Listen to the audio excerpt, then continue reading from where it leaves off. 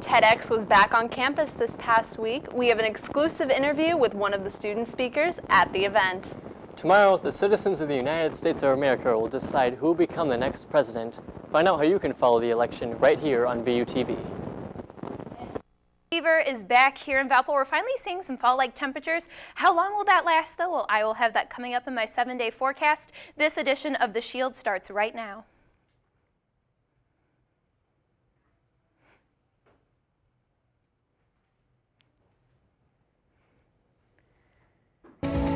This is The Shield on VUTV. Thank you for joining us on The Shield. I'm Katie Beirne. And I'm Alex Bartelt.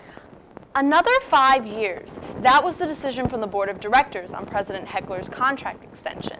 It all comes in the midst of Forever Valpo, the new campaign to raise Valpo's endowment. Some of the university's accomplishments under Heckler's leadership include Beacon Hall, the construction of the new science building, as well as the new health professions and nursing combination. Well, I can say I'm pretty excited about working for the next 5 years on the campaign and to continue to move the institution forward. It's a privilege to be here. It's a true privilege, and I am so blessed. I just this is my vocation. I've discovered it. I'm here living it out every day, and I just feel totally blessed to be part of it. We'll have the full interview with President Heckler up on our YouTube channel later this week. Just log on to youtube.com/ValpoVUTV. Valparaiso University hosted its second annual TEDx event this past Friday. This year's theme, Dare to Build, was the focal point of the 14 speakers who presented at the event. Valparaiso University student Catherine Bassett took full advantage of TEDx's return to campus and was actually one of the 14 speakers to present at the event. VUTV's Caitlin Williams has a story. Students filled Duesenberg Hall Friday evening for Valparaiso University's second TEDx event. For freshman Catherine Bassett, she wasn't only attending the event, but daring us to build a better plate. We caught up with her to find out what TEDx meant to her. For several years now, probably since the beginning of high school, I've really, have fallen in love with TED Talks. I watch them, several times every week. I just love the concept of TED Talks, and it's just the concept of,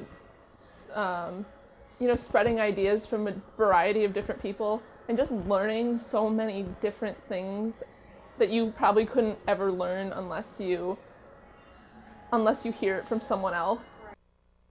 The event featured 14 speakers ranging from students to CEOs, each reflecting this year's theme of Dare to Build. We wanted to note how she felt about being chosen to be among the other speakers. I feel incredibly lucky that I was picked. It's really amazing to be standing on a stage that has had so many amazing speakers, or is going to have so many amazing speakers in the same night, and just to know that you are on the same stage that they are is really incredible, and to be part of the same event in the same night, I don't really know what to say. It's really amazing. I feel really lucky that I was chosen to be part of it and be among the speakers. Catherine's talk was about knowing where our food comes from and what we can do to cut down on environmental costs. She went on to tell us where she got this idea and how she developed her talk. In journalism class last year in high school, I wrote an article on how we can use food as a platform for creating change. The only difference was in the article I wrote, it was more widespread. So it was like I talked about environmental impact, social impact, and animal impact, like animal rights and things like that. This time for the speech, I wanted to continue the idea because I'm fascinated by food, but I wanted to narrow it down to the environmental aspect of it because you can only cover so much in 8 minutes. Plus, that's the part that I am deeply passionate about, and it's the easiest to draw the correlation between anyway. For VUTV, I'm Caitlin Williams. It's not often that a Nobel Peace Prize winner makes a stop in Valpo. Lema Jaboui, a leader of the Liberian women's peace movement, helped to end the civil war in that country all the way back in 2003. She combined the talents and voices of Christian and Muslim women to force peace in Liberia. Her efforts, along with several other women, were recognized in 2011 when she was awarded the Nobel Peace Prize. Her talk focused on looking past our differences and stereotypes, just as she and the women's peace movements did in 2003. Rather, we should focus on humanizing each other.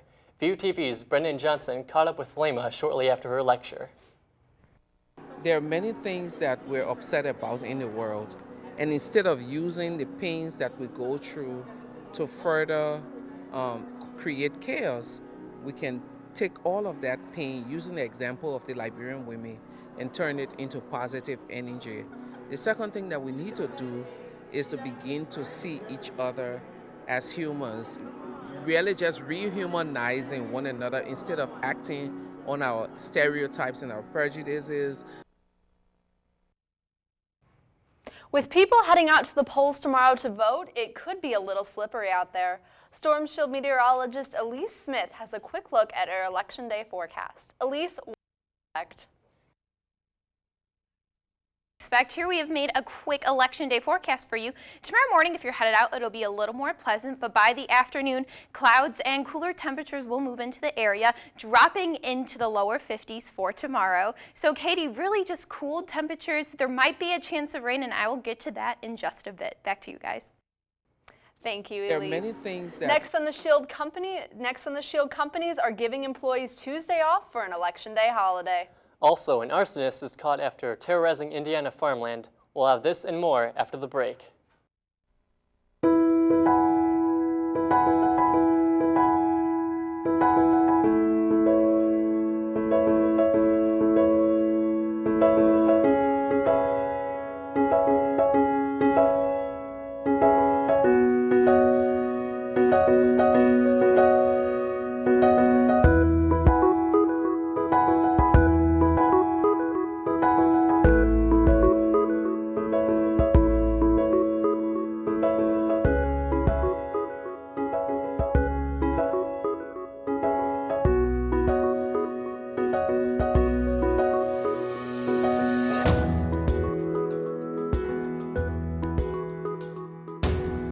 Good morning, Valparaiso University. What's the better way to start your day than with a new jam?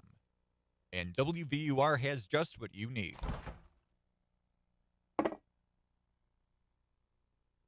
But if you close your eyes, does it almost feel like nothing changed at all? And if you close your eyes, does it...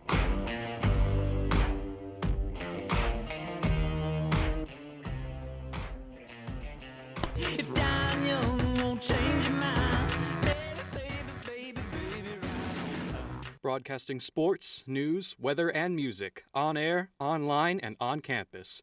WVUR is my jam.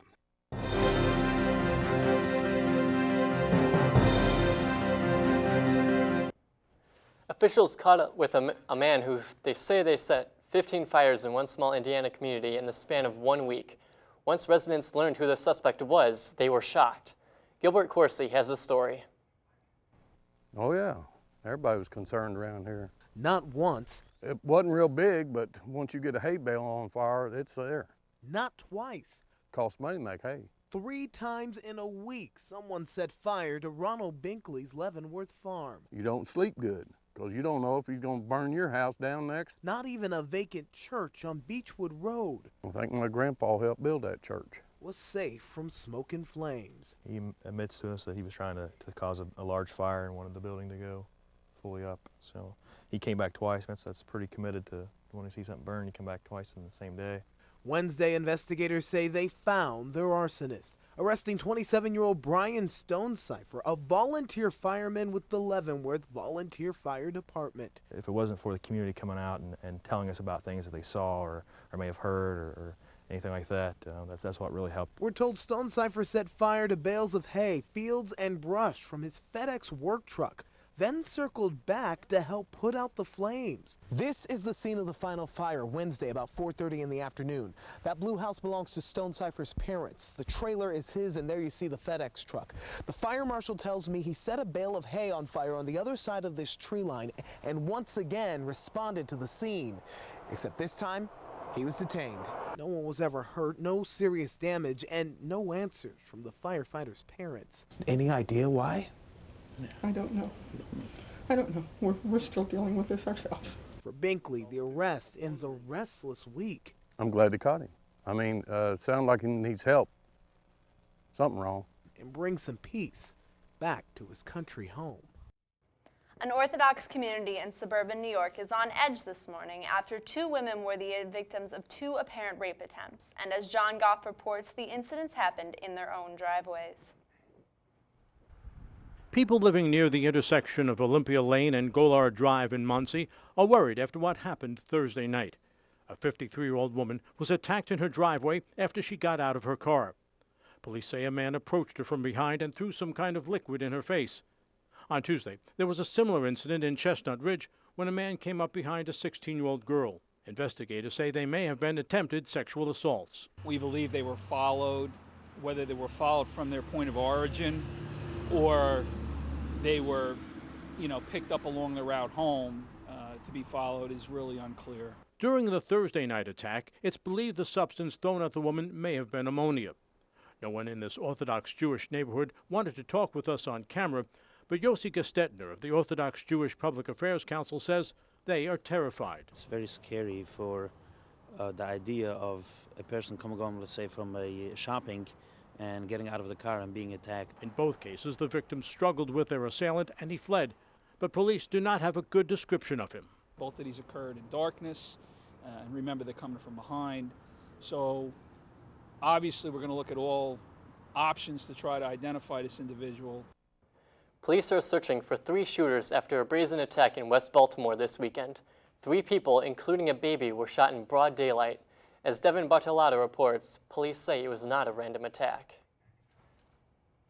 A calculated shooting in broad daylight on this West Baltimore street. The youngest victim, a 10-month-old baby boy, shot in the leg. A 37-year-old man shot in the chest and killed. And a woman sitting in a car nearby grazed by a bullet. According to the detective, this is in no way a random incident. It was very much targeted. It appears that the gunman approached. They knew exactly what they were doing. They knew exactly who they were shooting at. Baltimore police believe those shooters were 2 men and a woman who approached this patio where several people were sitting and opened fire. As they ran off, they shot at a woman who may have seen it play out. Police say witnesses coming forward will play a vital role in finding the people responsible. We want those phone calls because we have to close this case. I mean, things like this just cannot happen. A 10-month-old baby was wounded. Keyworth Avenue has seen trouble before. In June, a 40-year-old man was found shot dead just 3 blocks away from this crime scene. Now police are seeking justice for 3 victims, eager to get a callous killer off the streets. Election Day will be a paid holiday for thousands of workers across the U.S. this year. General Motors is one of many companies that make Election Day a paid holiday. Other companies include Ford Motor Company, Square, Hearst Publishing, Patagonia, mattress company Casper, and digital media company Thrillist. Ford sent an email to workers telling them every vote counts. Outdoor clothing company Patagonia is closing all its retail stores, its headquarters in California and distribution center in Nevada. There is no federal law requiring workers get time off to vote, and state laws vary. Up next, we will take a look at this week's weather with Storm Shield meteorologist Elyse Smith. And in just a bit, we'll hear from David Horak with this week's recap in sports after this quick break.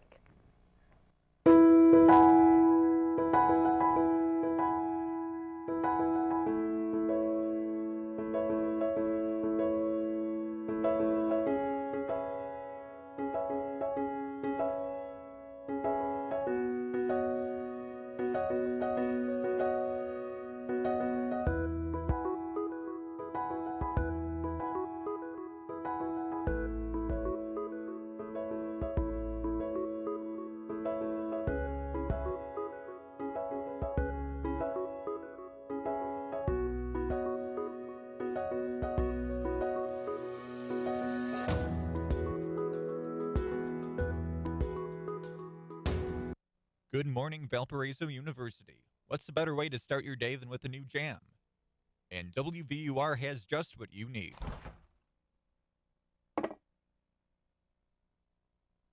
But if you close your eyes, does it almost feel like nothing changed at all? And if you close your eyes, does it...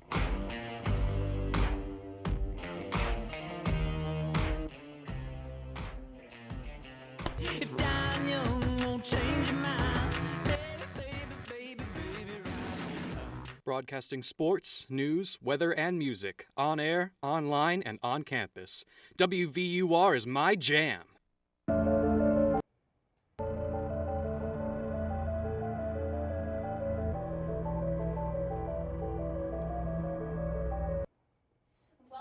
We've had a beautiful day today on campus. Fall is finally back here on campus. We are definitely feeling those fall-like temperatures, and tomorrow we have a chance of rain for Election Day, and we'll get to that in just a bit. 61 degrees out right now, so if you're headed back out on campus for a night class or to go to dinner, make sure you have a light jacket with you, or if you're reaching back into your closet for long sleeves, that's definitely the time to do it. Radar shows what is going to be our weather maker for tomorrow. We don't have a low pressure system to our west. It's actually up in Canada. That is all cold frontal rain. You can see it right here on the surface map. That'll be moving its way into the Valpo area tomorrow. Right now we are still dominated by high pressure, and that high pressure will keep giving us those fall-like temperatures. Future radar shows that we will be having cloudy skies tomorrow into tomorrow morning, but the cold front hasn't reached us yet. This is pre-frontal rain that we'll be seeing tomorrow morning, so definitely have an umbrella or a rain jacket on you as you head to class tomorrow morning. Once this cold front passes through, there will actually be a wind shift from the north. This is why we could see some lake effect rain into Wednesday. That wind shift and temperature shift will be bringing us cooler temperatures throughout Wednesday. And into Thursday, and Wednesday night into Thursday, high pressure comes back, a sunny sky again for Thursday. So once we know who has won the presidential election, the sunny sky will come back out for us. So tonight we'll be dropping down into about the lower 50s, and colder temperatures will be moving into the Valpo area, but not just yet. We'll have about the mid 50s for tomorrow morning. So if you're headed out to the polls, not too cool yet. Into tomorrow night, though, this is when we're going to see the temperatures drop throughout the Midwest. Actually, in Gary and lakeside cities, you will be staying a little warmer than cities more inland because the lake will be keeping you warmer. Lucky you. But here in Valpo, we'll be having temperatures drop into the upper 40s for us, and into Wednesday morning, getting into about the lower 40s. We're getting more fall and winter-like temperatures here in Valpo. They've been long coming, but they are coming. So tonight we'll have about 50 degrees for a temperature, a clear sky. The rain is coming tomorrow. So tomorrow, make sure you have your umbrella or light jacket, because that rain, it will be rainy. I don't want you to be caught out without an umbrella or light jacket. For our 7-day forecast, let's check it out. Besides tomorrow, we will have high pressure again, which means a sunny sky for us here in Valpo. Temperatures will be warming up throughout the day if it is sunny, but remember, this is fall, so we are going to be having a larger cycle of temperatures, so at night it's going to get cooler again, so we need to make sure that we're bringing out the long sleeves, bringing out the coats, and getting ready for fall. I mean, it sounds like winter is already on its way, and it's not even December yet. It is, but you know what? We're going to enjoy the sunny skies while we have them. Thank you, Elyse. David Horak will have the full breakdown of this past week's Crusaders sports, and including Valpo basketball, up next.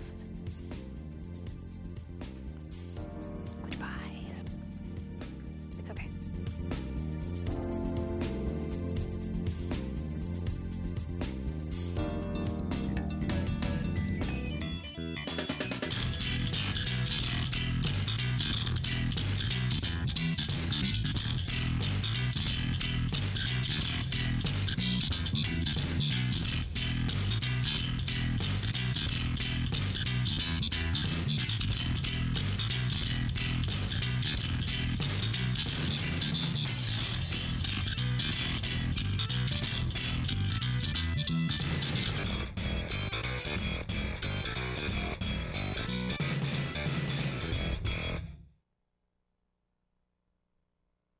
On a campus plagued with terrible weather, Valpo students suffer from boredom with no motivation to leave their room.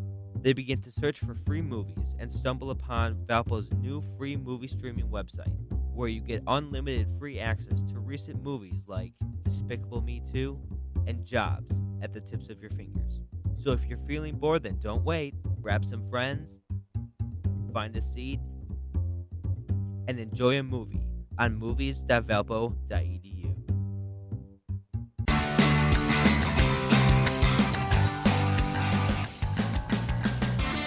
Back, everyone. This is one of my favorite times of the year, fall and winter sports meshing together as basketball will be underway soon.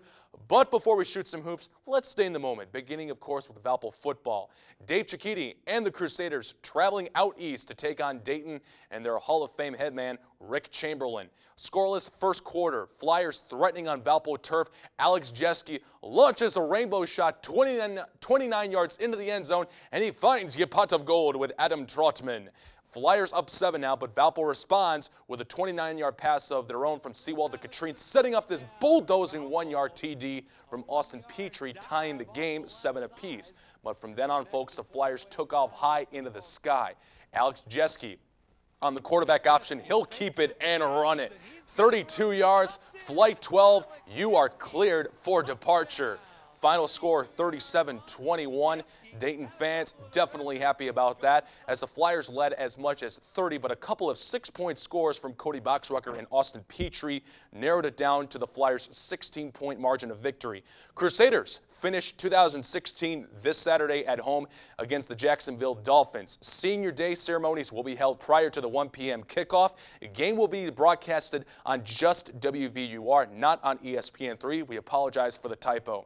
Jumping right into women's soccer, John Maravich and the Crusaders in the opening round of the Horizon League tournament last Monday at Oakland. 42nd minute, April Cronin creeping ahead far side, squares it to freshman Maria Broker, and she'll tap and tally her first career goal as a Crusader. She is not finished yet, folks. Second half, check it out. Corey Griffith on the breakaway, far side. She will do the same to Broker. No problem, no doubt. Valpo up 2-0 at this point, but however, Oakland ties the game with a goal in the 66th and 82nd minutes. So we're tied 2-2. It all comes down to this, a Sydney Gagner corner kick. It deflects off the head of Allie Rawson towards Brooke Mira, and the freshman midfielder insteps the game-winning goal, and that ends Valparaiso's season. Oakland dancing further into the Horizon League tournament off of this beautiful execution off that corner kick, the header, and the reaction off of that instep. The final score, of course, as the Grizzlies celebrate there, 3-2. Oakland moved on to face Milwaukee, in which they lost 1-0. Championship game paired Northern Kentucky and Milwaukee, and the Norse, who Valpo, by the way, beat to get into the Horizon League tourney, are your 2016 tournament champs. John Maravich and his young Crusader team finished, by the way, at 9-10-1 with a 5-4 conference record. So, folks, as I said, it's finally that time of year. Basketball season is just about to go underway, and a lot of hype is surrounding the Valpo men's basketball team, especially after last year's exciting NIT run. For a more in-depth look into this year, however, we got Jordan Morandini to get you covered. What a season it was a year ago for the Valparaiso Crusaders. They went 30-7 and 16-2 in Horizon League play.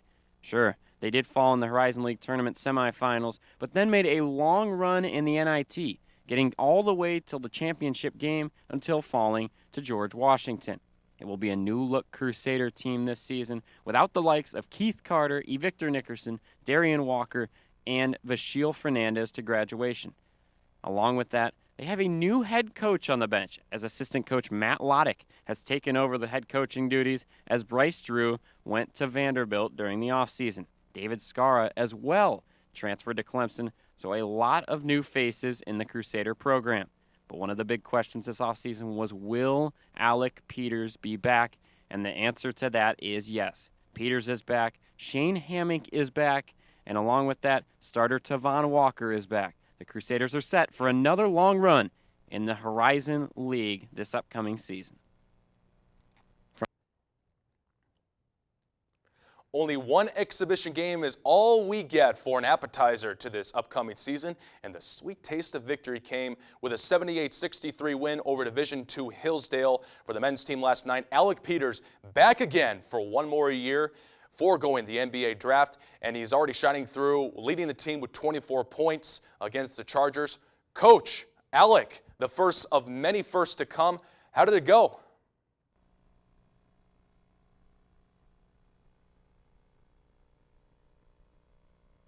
Overall, very pleased, but as I told our guys, it's the start of a very, very long journey, and we're excited. We've got three games in 4 days coming up, So we're going to enjoy this one. Watch some football, go to church on Sunday, but then get back to work on Monday. Looking forward to it. For a long time, I feel like I've been preparing for this moment, and just excited to finally get it out there and get it over with. But again, first step in a long journey. I think the best part about it was when his daughter ran up and said hi in the middle of the game. That was probably my favorite. Where's the security? No, I think he's ready for it, and he showed it today. I think he could have lost his temper a number of times in the first half over some of the whistles, but he's composed. He's ready for this job. He's, like you said, been a guy that's been here as long as I've been here, and so he knows his team, he knows our guys, and we're just ready to be underway finally. By the way, the men's soccer team, they are in the Horizon League tournament themselves with a showdown in the opening round against Wisconsin-Milwaukee. That is tonight at 7 p.m. on ESPN3.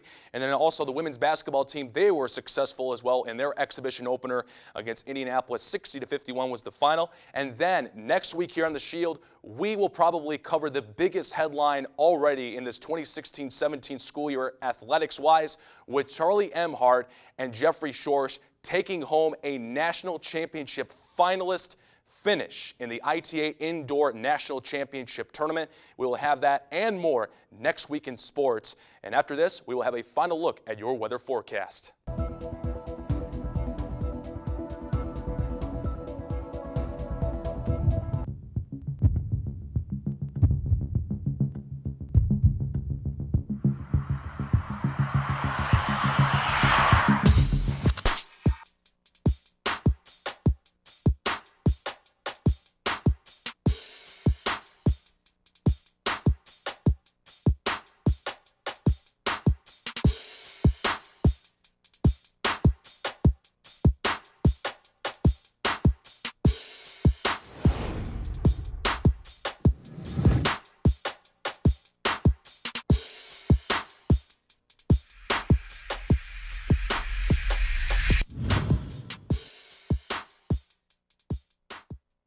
Good morning, Valparaiso University. What's a better way to start your day than with a new jam? And WVUR has just what you need.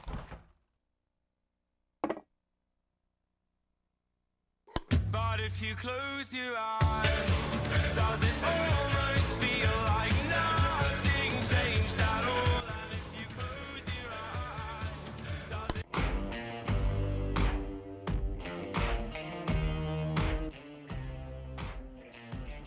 If dying young won't change your mind, baby, Broadcasting sports, news, weather, and music on air, online, and on campus. WVUR is my jam.